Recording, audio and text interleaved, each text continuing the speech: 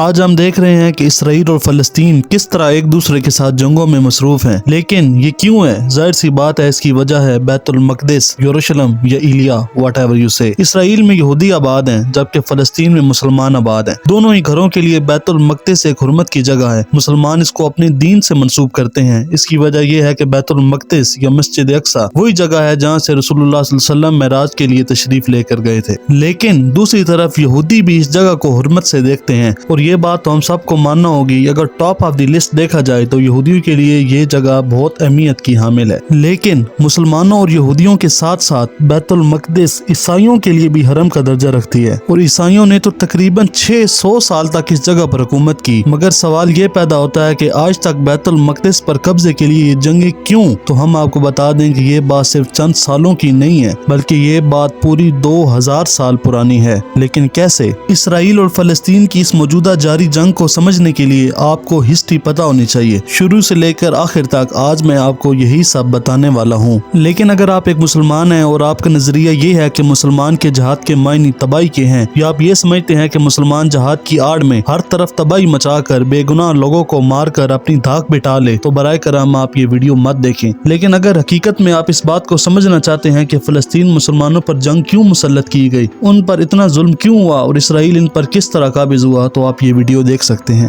بات شروع ہوتی ہے 70 عیسوی میں، جب رومن امپائر کے ایک بادشاہ جس کا نام ٹائٹس بتایا جاتا ہے، اس نے اس وقت بیت المقدس اور یو کین سے مسجد اقصی پر قبضہ کرنے کے لیے یروشلم پر حملہ کر دیا۔ ٹائٹس نے حملہ اتنا زوردار کیا کہ اس نے ایک دن میں 1,33,000 یہودیوں کو قتل کر دیا۔ کین یو امیجن کہ جب ایک دن میں 1,33,000 لوگوں کو مار دیا جائے، اور وہ بھی جو ایک ملک سے تعلق رکھتے ہوں، تو تباہی کا عالم کیسا ہوگا۔ ٹائٹس نے تقریباً 1.5 لاکھ یہودیوں کو قیدی بھی بنایا، اور تقریباً اتنے ہی یہودیوں کو وہاں سے بھاگ کر پوری دنیا میں جا کر بسنا پڑا۔ اس طرح بیت المقدس پر عیسائیوں کی حکومت آئی، جنہوں نے پھر 600 سال تک یہاں پر حکومت کی۔ تو اس کے بعد یہودیوں کے دل میں بھی اپنے گھر کو، اپنے آباء و اجداد کے مسکن کو دوبارہ حاصل کرنے کی خواہش پیدا ہو گئی۔ لیکن کیا آپ جانتے ہیں کہ یہودی اور عیسائی ایک دوسرے کے اتنے شدید دشمن کیوں ہیں؟ اس کی وجہ ہے ان کا مذہب۔ عیسائی حضرت عیسیٰ علیہ السلام کو اللہ تعالیٰ کا بیٹا قرار دیتے ہیں، جبکہ یہودی حضرت عیسیٰ علیہ السلام کو نعوذ باللہ دجال سے تشبیہ دیتے ہیں۔ خیر، یہ بھی ایک الگ سٹوری ہے جو کسی اور دن آپ کو سنائیں گے۔ لیکن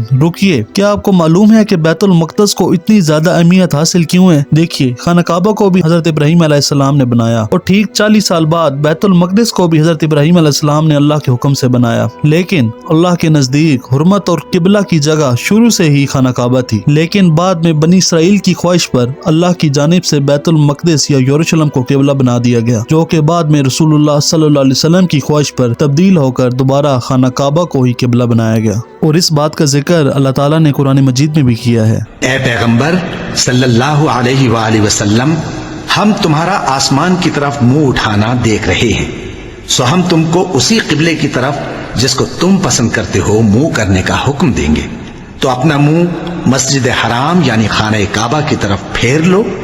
آپ کائنڈلی ہر ایک بات کو غور سے سنیے گا، کیونکہ ہر ایک پوائنٹ پچھلے پوائنٹ کے ساتھ ڈائریکٹلی جڑا ہوا ہے۔ اس کے بعد مسلمانوں کا سنہری دور شروع ہوا۔ رسول اللہ صلی اللہ علیہ وسلم کی مبارک زندگی میں بھی بہت سے علاقے فتح ہوئے، لیکن فتوحات کا یہ سلسلہ رسول صلی اللہ علیہ وسلم کی رحلت کے بعد زیادہ تیزی سے آگے بڑھنے لگا۔ جب حضرت ابو بکر صدیق رضی اللہ تعالیٰ عنہ کی وفات ہوئی تو حضرت عمر رضی اللہ تعالیٰ عنہ مسلم حکومت کے خلیفہ بنے۔ حضرت عمر کی فتوحات کا سلسلہ زور و شور سے جاری تھا۔ چلتے چلتے حضرت عمر کی سلطنت آج کے موجودہ اسرائیل تک پہنچ گئی۔ تو اس وقت مسجد اقصی یا بیت المقدس پر عیسائیوں کا قبضہ تھا، جو کہ اس وقت کمزور پڑ چکے تھے، اور ظاہر سی بات ہے کہ اس وقت حضرت عمر رضی اللہ تعالیٰ عنہ کی حکومت اور فوج اتنی زیادہ مضبوط تھی کہ کوئی بھی ان سے جنگ کرنے سے پہلے 10 بار سوچتا تھا۔ تو اس وقت عیسائیوں نے حضرت عمر رضی اللہ تعالیٰ عنہ سے جنگ نہ کرنے کا فیصلہ کیا، اور بغیر کسی لڑائی کے وہ علاقہ حضرت عمر رضی اللہ تعالیٰ عنہ کو دے دیا۔ لیکن انہوں نے حضرت عمر کے ساتھ ایک معاہدہ بھی کیا، جیسا کہ ہم آپ کو پہلے بتا چکے ہیں کہ عیسائیوں نے 70 عیسوی میں بیت المقدس پر قبضہ کیا تھا، تو یہودی اس وقت سے ہی بیت المقدس کو واپس حاصل کرنے کی آگ میں جل رہے تھے۔ عیسائیوں نے حضرت عمر رضی اللہ تعالیٰ عنہ سے کہا کہ ہم آپ کو یہ علاقہ بغیر کسی جنگ کے دے دیتے ہیں، لیکن آپ ہمارے ساتھ یہ معاہدہ کریں کہ آپ کبھی بھی یہودیوں کو بیت المقدس میں داخل نہیں ہونے دیں گے۔ لیکن حضرت عمر رضی اللہ تعالیٰ عنہ نے کہا کہ اسلامی حکومت میں کسی مذہب سے تعلق رکھنے والے انسان کے ساتھ زور زبردستی نہیں کی جاتی۔ تو حضرت عمر نے عیسائیوں کے ساتھ یہ معاہدہ کیا کہ یہودی بیت المقدس میں آ کر اپنی عبادت تو کر سکتے ہیں، लेकिन उनको इस इलाके में रहने या आबाद होने की इजाजत नहीं है। तो ईसाइयों ने भी ये मुआहदा तस्लीम कर लिया। हजरत उमर रज़ी अल्लाह ताला अन्हु ने यहूदियों के साथ जो नरमी की थी, उन्होंने उस नरमी का नाजायज फायदा उठाया। लेकिन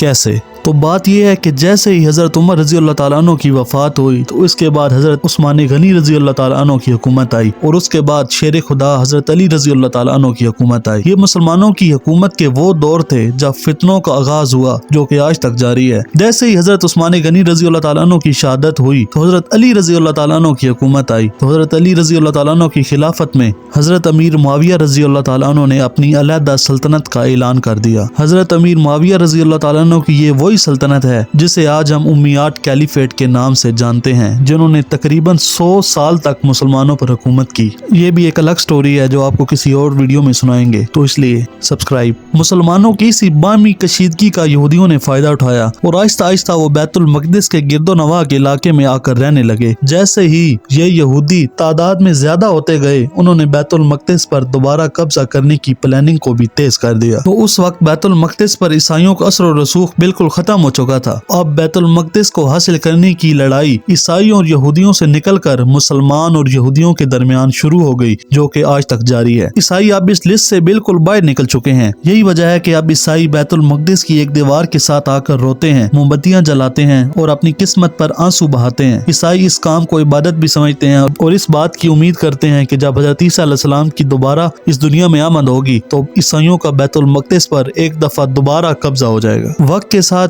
जैसे जैसे इस्लामी हुकूमत कमजोर होती गई, यहूदियों के हौसले बढ़ते चले गए। तो बात चलते चलते पहुंच गई पहली जंग अजीम तक, जब मुसलमानों की सबसे बड़ी इस्लामी हुकूमत सल्तनत उस्मानिया बिल्कुल खत्म होने के करीब आ गई थी। तो उस वक्त मुसलमान भी बिल्कुल कमजोर हो चुके थे और यहूदी बहुत ज्यादा मजबूत। इसराइल फलस्तीन तनाज़ा 19वीं सदी के आखिर तक का है। 1947 में अक़वाम मुत्तहिदा ने रेजोल्यूशन 181 मंजूर किया, जिसे आज हम पार्टीशन प्लान के नाम से भी जानते हैं। बेसिकली ये प्लान अरब और यहूदियों के दरमियान लड़ाई को खत्म करने के लिए बनाया गया था। अक़वाम मुत्तहिदा की जानिब से 14 मई 1948 को रियासत इसराइल का क़याम अमल में आया, जिसने पहली अरब इसराइल जंग को जन्म दिया। इसराइल के क़याम के साथ ही अरब दुनिया और इसराइल में जंग शुरू हो गई। अरब दुनिया में उर्दन, शाम, मिस्र, इराक और फलस्तीन शामिल थे और जंग की सिर्फ वाहिद वजह थी बैतुल मकदिस। ये पहली जंग इसराइल की फतह के साथ 1949 में खत्म हुई, लेकिन इससे 7,50,000 फलस्तीनी बेघर हो गए और इलाके को 3 हिस्सों में तकसीम कर दिया गया। पहला रियासत इसराइल, दूसरा मगरबी किनारा और तीसरा गाजा की पट्टी। इसके बाद खित्ते में कशीदगी बहुत ज्यादा बढ़ गई। 1956 के स्विस बहरान और जजीरा नुमा सिनाई पर इसराइल फौजियों के हमले के बाद खित्ते में कशीदगी और ज्यादा बढ़ गई। जून 1967 में मिस्री सदर अब्दुल जमाल नासिर के एक सिलसिले के बाद इसराइल ने 6 रोजा जंग का आगाज करते हुए मिस्री और शामी फिजाइया पर हमला कर दिया। जंग के बाद इसराइल ने मिस्र से जजीरा नुमा सिनाई तक और गाजा की पट्टी पर इलाकाई कंट्रोल भी हासिल कर लिया। इसराइल ने अपना खोया हुआ इलाका हासिल करने के लिए 2 महाजों पर हैरान कुन हमला किया। इस तनाज़े के नतीजे में मिस्र, शाम या फिर इसराइल किसी को भी फायदा नहीं हुआ, लेकिन मिस्री सदर ने इस जंग को मिस्र की फतह करार दिया, क्योंकि इस वाक़े ने मिस्र और शाम को पहले से दिए गए इलाके पर बात करने की इजाजत दी। आखिरकार 1979 में जंग बंदी और अमन मुज़ाकरात के एक सिलसिले के बाद मिस्र और इसराइल के नुमाइंदों ने कैंप डेविड मुआहदे पर दस्तखत किए। कैंप डेविड एक अमन मुआहदा है जिसने मिस्र और इसराइल के दरमियान 30 साल तनाज़े को खत्म कर दिया। लेकिन इस जंग बंदी मुआहदे के बावजूद दोबारा जंगें कैसे शुरू हुई, इसराइल ने फलस्तीनी मुसलमानों पर जुल्म की इंतहा कैसे की, उनके हकूक कैसे गजब किए और बाकी इस्लामी ममालिक ने पहले की जंगों में फलस्तीन के मुसलमानों का साथ क्यों नहीं दिया, ये सब आप जान सकेंगे लेकिन इस वीडियो के पार्ट 2 में।